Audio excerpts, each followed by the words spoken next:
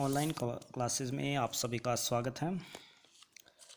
आज हम आरोह भाग 2 से कुंवर नारायण द्वारा रचित कविता के बहाने की सप्रसंग व्याख्या करेंगे।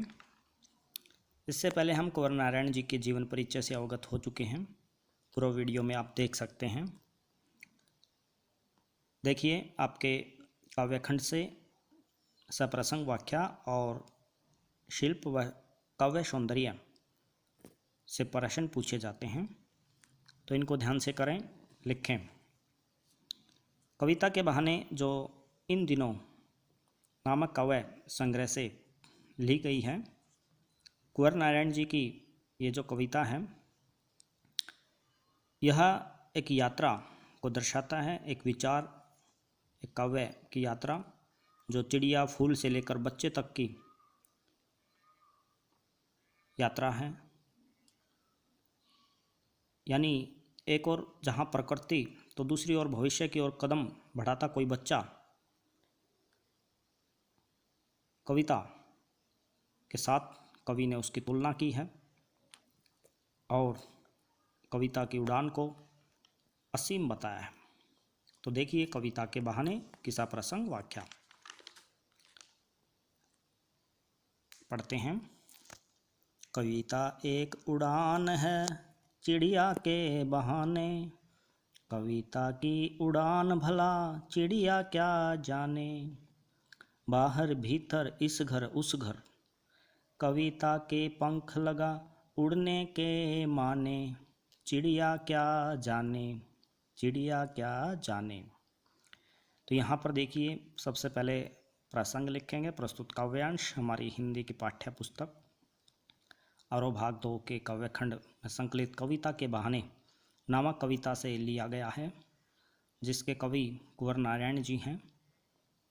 कविता के बहाने जो है इन दिनों नामक काव्य संग्रह से अवतरित है, जिसमें कुंवर नारायण जी ने चिड़िया की उड़ान का आश्रय लेकर अपनी बात को स्पष्ट करने की कोशिश की है। तो देखिए, कवि कहता है, व्याख्या लिखेंगे आप। कवि के अनुसार चिड़िया की भांति विचार और कल्पना की भी उड़ान होती है। तो कविता एक उड़ान है चिड़िया के बहाने। जिस प्रकार चिड़िया की उड़ान होती है, चिड़िया का बहाना बनाकर चिड़िया से तुलना करके कवि अपने विचारों और कल्पना यानी कविता की उड़ान के बारे में कहता है कि कविता की उड़ान की कोई सीमा नहीं है। चिड़िया की एक सीमा होती है, उड़ने की एक सीमा होती है, लेकिन कल्पना और विचार की कोई सीमा नहीं होती। यानी कविता की उड़ान को भला चिड़िया क्या जान सकती है। तो बाहर भीतर इस घर उस घर,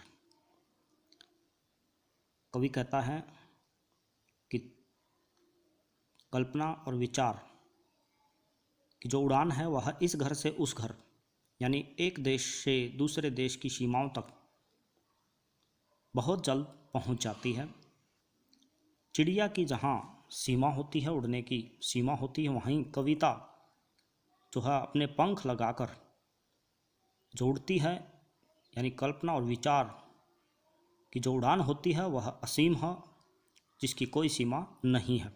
इस बात को भला चिड़िया कैसे समझ सकती है, यानी चिड़िया इसको समझ नहीं सकती। आगे चलते हैं।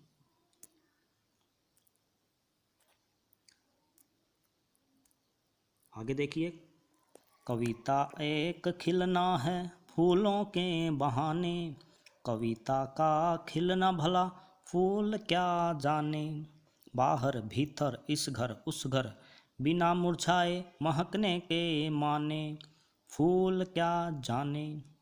कवि क्या कहता है, सरल सहज व्यावहारिक भाषा में कवि यहाँ पर देखिए, इसमें कोई मुश्किल शब्दार्थ नहीं है, केवल भाव गहन छुपा हुआ है। कविता एक खिलना है फूलों के बहाने। कवि कहता है विचार और कल्पना फूलों की भांति खिलते हैं। फूल जो हैं निश्चित समय के बाद मुरझा सकते हैं। कविता का जो खिलना है, फूल इस बात को नहीं समझ सकता कि वह खिलना असीम है। उसकी खुशबू, उसकी रंगत, उसका लहराना असीम है। यानी कवि कहना चाहता है कि फूल एक निश्चित समय के बाद मुरझा जाते हैं, लेकिन कविता का जो खिलना है वो फूल नहीं समझ सकता। वह इस घर से उस घर बिना मुरझाए, यानी कविता या कल्पना या विचार इस घर से उस घर बिना मुरझाए पहुंच जाता है, अपनी खुशबू बिखेरता है। फूल क्या जाने, और इस बात को फूल नहीं समझ सकता। कविता पूरे समाज को महकाती है, एक दिशा प्रदान करती है, एक विचारधारा से जोड़ती है। इस बात को फूल नहीं समझ सकता। ये आप लिखेंगे।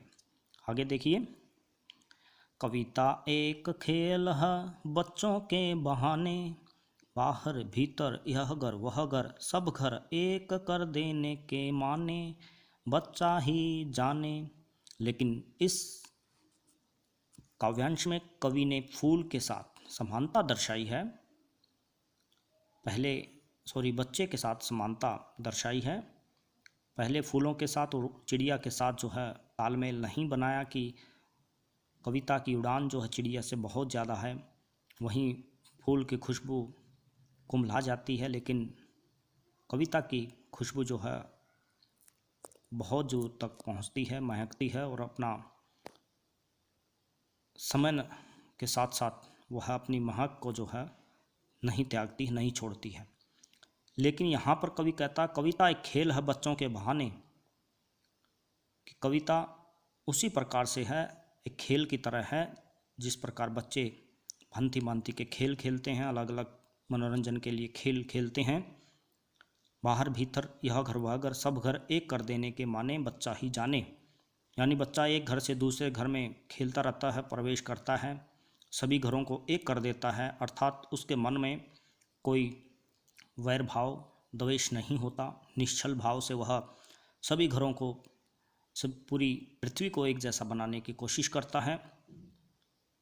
उसी प्रकार कविता भी, ठीक उसी प्रकार कविता सारे बंधनों को छोड़कर विषयों को एक करने का सामर्थ्य रखती है। यानी कविता जो है बच्चे की भांति बिना किसी भेदभाव के सभी को अपनी सुगंध, अपनी महक, अपनी खुशबू से अवगत कराती है, अपने विचार, अपनी कल्पना के सौंदर्य से अवगत कराती है। बच्चे और कविता की समानता कवि ने यहाँ दर्शाई है। तो ये थी हमारी कविता के बहाने। अब चलते हैं कुछ इसके काव्य सौंदर्य को आप कैसे लिखेंगे। जैसे इसी की अगर बात करें, इसी काव्यांश का काव्य सौंदर्य अगर आपको लिखना हो तो यहाँ लिखेंगे आप, कविता तथा बालक में समानता दर्शाते हुए कवि ने एकता के भाव को स्पष्ट करना चाहा है।